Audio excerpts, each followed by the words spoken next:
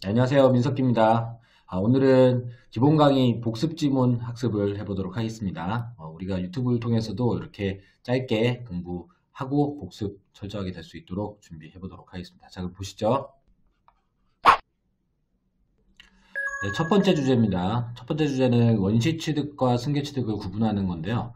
자, 원시 취득, 승계 취득 물어보는 질문 많이 나오니까 개념이 빨리 잡혀서 나중에 볼 일이 없게 해보도록 하겠습니다. 자, 원시 취득, 승계 취득의 핵심은 타인의 권리를 기초로 하느냐, 즉 타인으로부터 이어받는 모양새가 있느냐, 아니면 타인으로부터 권리를 이어받는 모양새가 없느냐 차이고요. 자, 이 원시 취득의 경우에는 타인으로부터 권리를 넘겨받지 않은 형태, 승계 취득이 타인으로부터 권리를 넘겨받은 형태가 되겠습니다. 자, 그러면 이제 지문에서 보도록 하죠. 자, 무주물 선점에 의한 소유권 취득은 원시 취득이라 했는데, 먼저 점유해서 소유자가 되는 것. 자, 이것은 누가 준 게 아니라 주인이 없는 이 무주물에 대해서 선점한 거니까, 자, 그러면 원시 취득이다가 맞는 질문 되겠죠. 자, 그리고 마찬가지 신축에 의한 건물 소유권 취득도 신축은 이게 건물을 지은 거지 누가 나에게 준 게 아닙니다. 자, 그러면 원시 취득이다가 맞는 질문이 되겠네요. 그런데 상속에 의한 소유권 취득이라고 해보면, 자, 상속은 부모님이 돌아가시면서 자식이나 또는 배우자에게 재산이 넘어가는 과정이니까 이건 원시 취득이다가 틀린 지문이 되겠습니다. 자, 그러면 이 지문은 틀린 지문이 되겠고요. 자, 상속은 포괄 승계이긴 하지만 원시 취득은 아닙니다. 자, 그리고 지상권 설정 계약에서 설정 계약에 의한 지상권 취득은 이 설정이라는 개념이 권리의 일부가 양도되는, 특히 지상권 설정이라고 하면 소유권에서 토지의 사용 수익 기능이 승계되는 기능을 말하는 거니까, 자, 그러면 이건 원시 취득은 아니고요. 설정적 승계 취득 개념이 되겠습니다. 틀린 질문이 되겠고요. 네, 다섯 번째는 선의 취득입니다. 그래서 선의 취득이라고 하면 소유권이 없는 자로부터 동산을 양수하더라도 동산을 양수한 사람이 소유권을 갖게 해주는 제도가 되는데, 그러면 양수인이라는 표현을 놓고 본다 그러면 승계 취득 같은 모양새이겠지만은, 소유권이 없는 자로부터 양수해도 소유권 취득하게 해주는 거니까 법률적으로는 원시 취득이 되겠습니다. 원시 취득이 되겠고요. 맞는 질문이 되겠죠. 자, 개념만 알고 있어도 선점이나 신축 같은 것, 상속까지도 원만하게 해결을 할 수가 있겠습니다. 근데 설정이라는 개념은 법률적 용어이기 때문에 여러분들이 생활에 잘 안 쓰는 용어고, 이 개념을 정확하게 해두시지 않으면 실수를 할 수 있겠고요. 또 선의취득은 함정에 빠질 우려가 크기 때문에 특별히 신경 써서 좀 외워두시라고 했던 겁니다. 이렇게 해서 첫 번째 주제 마치고요. 자, 두 번째 주제입니다. 자, 두 번째 주제는 단독행위와 계약을 구별해봐라 라는 시험에 아주 자주 나오는 문제고요. 단독행위의 특징이라고 하면은 일방적 의사표시를 통해서 효력이 생긴다는 겁니다. 일방적이라는 건 상대방의 허락을 받지 않아도 그 법률의 행위의 효력이 생기거나 사라지게 할 수 있다는 뜻이고요. 반대로 계약은 의사의 합치로서 효력이 생기기 때문에 혼자만의 생각으로는 효력을 바꿀 수가 없게 됩니다. 그리고 단독행위의 경우에는 상대방이 있을 수도 있고 없을 수도 있는 거지만, 계약은 항상 상대방이 있고 의사합치가 필요하기 때문에, 자, 이런 부분을 통해서 잘 구별을 해 주셔야 되겠고요. 자, 그럼 지문에서 보도록 하겠습니다. 자, 채무면제라고 했는데, 자, 채무면제는 채권자가 채무자에게 빚을 안 갚아도 된다고 말을 해주는 거니까 성질상 단독행위에 해당한다. 맞는 지문이 되겠고요. 좀 더 정확하게 한다면 채무자에게 하는 얘기니까 상대방 있는 단독행위가 되겠죠. 그리고 증여는 재산을 공짜로 넘기는 걸 증여라고 하죠. 자, 그러면 뭔가 일방적인 행동 같기 때문에 단독행위라고 착각하기 쉽지만, 사실은 증여는 합의가 필요한 계약이 되겠습니다. 자, 증여는 공짜라는 개념인 거지 안 받는 사람한테 줄 수 있다는 뜻은 아니기 때문에 이런 질문은 함정으로 많이 쓰여지는 틀린 질문이 되겠고요. 자, 그리고 제한능력자의 법률행위를 취소할 때, 자, 이 취소라는 건 취소권자가 불리한 거래를 없애버리는 행동이 되는데, 그러면 일방적으로도 할 수 있어야 되니까 단독행위가 맞는 질문이 되겠고요. 정확하게 한다면 그것도 마찬가지 상대방 있는 단독행위. 자, 제한능력자가 자기랑 거래한 상대방에게 하는 단독행위가 되겠습니다. 자, 네 번째는 유언인데요. 자, 유언은 돌아가시는 분이 돌아가시기 전에 남겨놓은 말이 되는 거니까, 자, 그러면 누구랑 상의해서 합의해서 하는 게 아니니까 단독행위가 맞겠고요. 다만 이제 좀 조심하실 것은, 자, 유언은 상대방이 없어도 할 수 있어요. 그래서 이 있는 없는 부분도 단독행위 판단할 때에는 고려를 해주셔야 되니까 이 지문 전체적으로는 틀린 지문이 되겠습니다. 자, 시험에서 이렇게 두 군데를 체크해야 되는 지문. 자, 여기도 체크를 해야 되지만, 자, 여기도 체크를 해야 되는 지문.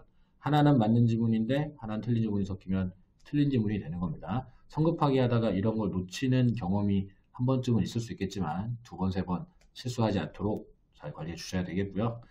자, 증여는 앞에서도 한번 나왔었는데, 상대방 있는 단독행위다라고 하면 뭔가 그럴싸해 보이겠죠? 하지만 상대방이 있는 건 또 맞습니다만, 자, 이건 계약이지 단독행위가 아니다가 되겠습니다. 마찬가지 두 가지 포인트를 체크를 하는데, 자, 이번에는 자, 뒤쪽에서 문제가 좀 되었네요. 그죠? 자, 그래서 이렇게 4번이나 5번 지문은 함정이 좀 예리하게 들어가 있기 때문에 성급하게 판단하다가 실수를 할 수 있으니까 꼼꼼하게 모든 부분을 체크를 해 주시고 정답을 선택을 잘 해 주시면 되겠습니다. 자, 그럼 다음 주제입니다. 자, 원시적 불능과 후발적 불능을 구별하는 지문들입니다. 자, 우리가 불능을 토대로 해서 그 다음의 법률 관계를 많이 따지기 때문에 그러면 불능에 대해서 정확히 이해하고 있어야 되겠는데, 특히 자, 일순환 과정에서는 이 원시적 불능이라고 하면 애초에 안 되는 일, 그렇기 때문에 법률행위는 무효가 된다는 거.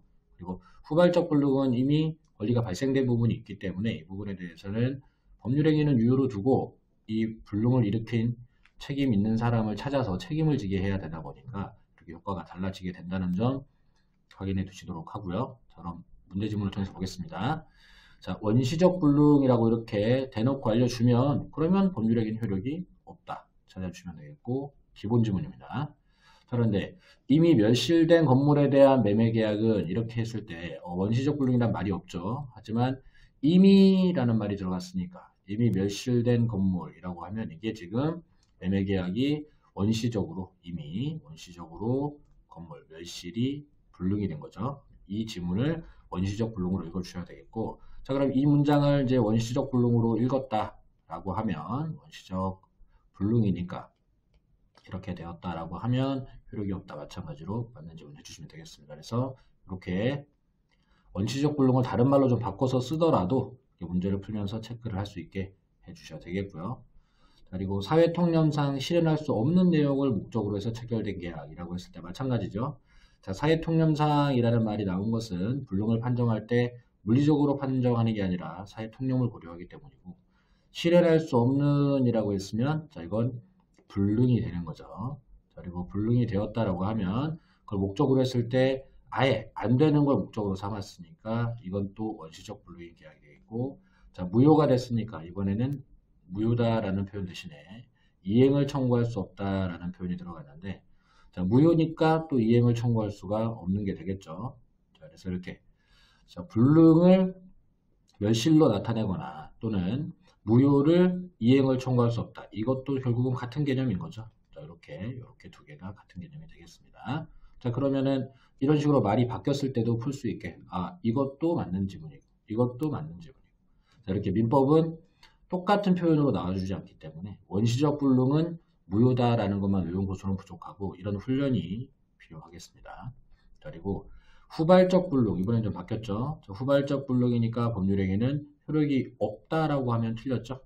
자, 원시적 불능은 무효였지만 후발적 불능은 유효였습니다. 그러니까 이 지문은 틀린 지문이 되겠고요.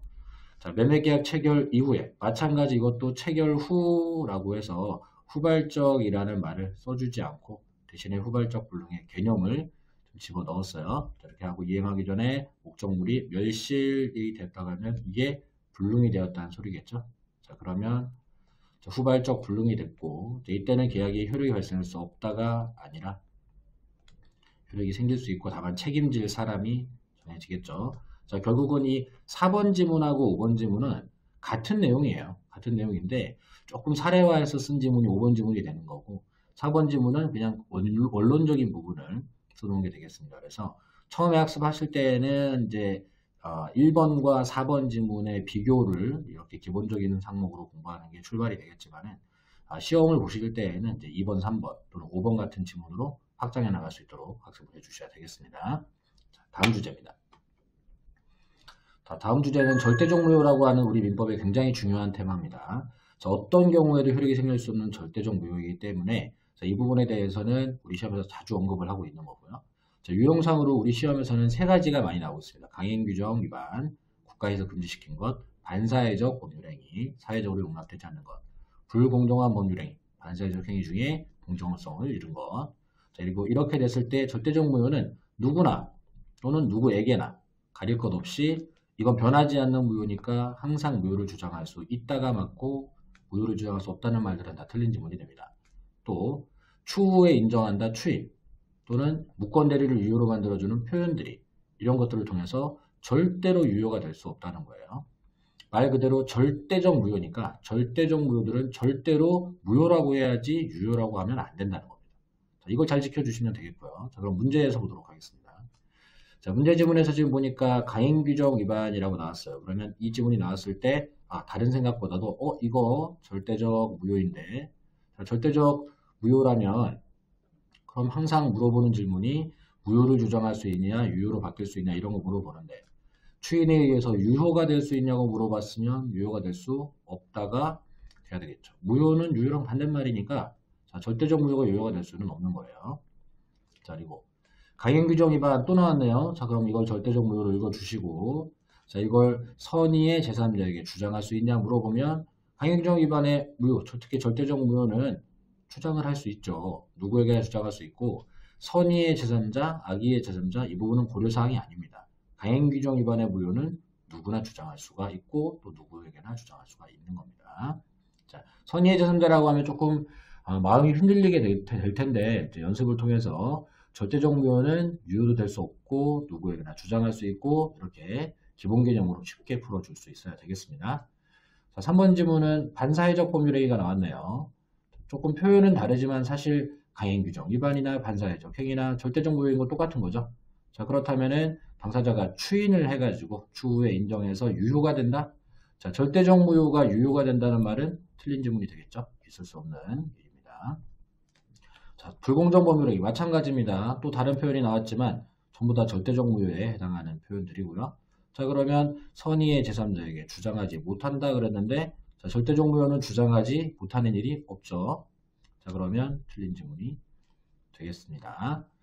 자, 그리고 도박에 사용할 금전을 빌려주는 계약 조금 더 사례에 근접하게 나왔는데 여러분들이 이제 9월달, 10월달 가면 이런 지문들도 해결을 할 수가 있어야지 돼요. 도박에 사용할 금전을 빌려주는 계약은 그게 3번 지문에 있는 이 반사회적 법률행위랑 같은 개념이 되기 때문에 이렇게가 이제 같은 개념이 되기 때문에 자, 그러면은 이게 결국은 도박에 사용할 금전을 빌려주는 계약이라고 했으니까 반사회적 행위. 반사회적 행위라면 당사자 전원이 동의하면 유효가 될 수 있다. 그럼 절대적 무효가 유효가 될 수 있다는 말은 연결이 될 수 없는 지문이죠. 될 수 없겠고요. 어떤 이유로든 유효가 될 수 없다 그랬습니다. 자, 이렇게 시험에 문제가 등장을 할 때에는 어떤 표현을 내가 외운 대로 그대로 나오는 게 아니라 응용하고 변화시키고 또 완전히 다른 지문으로 둔갑해서 등장도 하는 거니까 연습을 많이 해주셔야 되겠고. 자, 다음 주제. 자, 첫 번째 마지막 주제입니다. 자, 부당이득 반환 청구라는 주제인데요. 조금은 좀 시험 범위를 벗어난 어려운 주제입니다. 그런데 우리 앞으로 공부를 하면서 부당이득 반환 얘기는 수없이 많이 나올 거기 때문에 이 부분에 대해서는 잘 이해를 하고 있어야 되겠고요. 일단 원칙입니다. 원칙. 자, 부당한 이득이라고 하면 법률상 원인 없이 누리는 이득을 부당이득이라고 합니다. 부당이득은 이유 없이 누린 이득이니까 반환을 해야 되는 게 원칙이고요.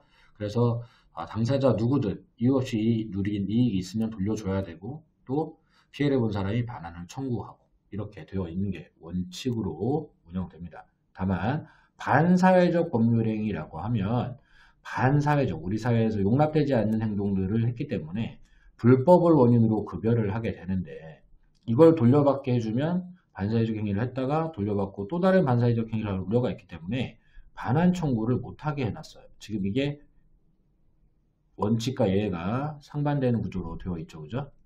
자, 그렇기 때문에 자, 이렇게 되면은 반사회적 행위로 무효가 되는 경우와 다른 이유로 무효가 되는 걸 구별해서 반환 청구가 자, 된다, 안 된다가 구별이 돼줘야 되겠고요.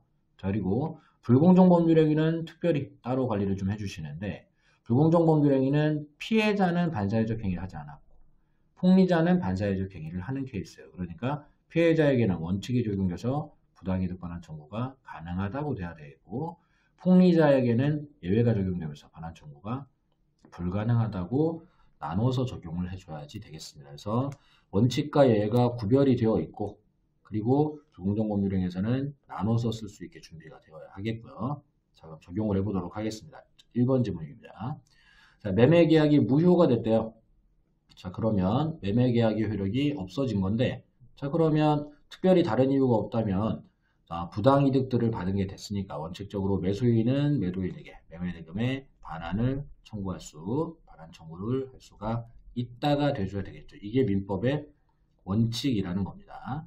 자, 그런데 반사회적 법률행위를 원인으로 상대방의 양도한 부동산이에요. 자, 매매처럼 양도를 했는데 양도 원인이 반사회적 법률행위라는 겁니다. 자, 그러면 자, 이 양도한 부동산은 소위 불법 원인 급여물이 되고 불법 원인 급여물은 반환을 청구하지 못한다가 된다는 겁니다. 자, 그러면 똑같이 양도가 무효가 됐는데 하나는 하고 반환 청구를 하고 하나는 못하게 된 게 1번 지문이 원칙 예시, 2번 지문이 예외에 해당하는 거니까 두 개가 비교가 될 수 있도록 관리가 돼야 되겠고요. 자, 3번 질문에 매매계약이 강행규정 위반으로 무효예요. 자, 그러면 강행규정 위반이라고 해가지고 이게 다 반사회적 행위는 아닌 겁니다. 자, 그러면 이 무효에는 원칙을 적용해 주셔야 되고, 자, 강행규정 위반과 반사회적 행위는 절대적 무효라는 측면은 똑같습니다만 그게 반사회적이라는 부분일 때에만 이 불법 원인 급여 현상이 적용되기 때문에 자, 매수인은 이미 지급한 매매대금의 반환을 청구할 수 있다가 돼줘야 되겠습니다. 자, 틀린 질문이 되겠고요. 4번 질문에 첩액에 중요한 재산 이렇게 나왔는데 자, 이 첩계약은 반사회적 행위가 맞죠? 자, 그럼 예외를 적용해서 반환을 청구하지 못한다가 돼줘야 되겠습니다. 자, 그래서 자, 문제를 푸실 때 자, 무효면 반환 청구하냐 못하냐 이렇게만 푸시는 게 아니라 그게 어떤 사유로 무효가 됐는지를 찾아서 강행규정 위반 무효나 또는 통정허위 표시 무효거나 이럴 때는 반환 청구할 수 있다로 푸셔야 되고 첩계약 같은 반사회적 행위로 무효가 됐을 때에는 첩일 때는 반환 청구를 못한다 이렇게 풀어주셔야지 되겠습니다. 그리고 5번 질문은 불공정 법률행위니까 좀 따로 풀어줘야 되겠죠, 그죠? 자, 양 당사자가 이미 이행한 것에 반환을 청구하지 못한다라고 하는데 양 당사자가 아니죠. 피해자는 반환 청구를 할 수 있고, 자, 반환 청구를 못한다는 지문이 되려면 그러면 양 당사자가 아니라 여기 폭리자가 나와야 되겠죠. 폭리자가 나와서 폭리자는 반환 청구 못한다가 돼야 할 텐데 양 당사자가 다 못한다고 했으니까 틀린 지문이 되겠고요. 반사회적 법률행위에서는 양쪽 당사자가 다 반환 청구를 못하는 게 맞습니다. 하지만 이렇게 불공정 법률행위에서는 피해자와 폭리자를 구별해서 문제를 풀어 주셔야지 되겠습니다. 이렇게 주셔야 되겠고요. 네, 오늘은 기본 강의 1순환 복습 문제를 같이 풀어봤습니다. 자, 매주 복습 문제 해설을 짧게지만 올려드릴 예정이고요. 그리고 여러분들이 유튜브를 통해서 휴식을 취하는 시간도 좋겠지만 또 이렇게 복습하는 시간도 함께 가지고 공부도 되고 또 휴식도 취할 수 있는 이런 시간으로 운영해 보도록 하겠습니다. 수고하셨습니다. 민법은 석기시대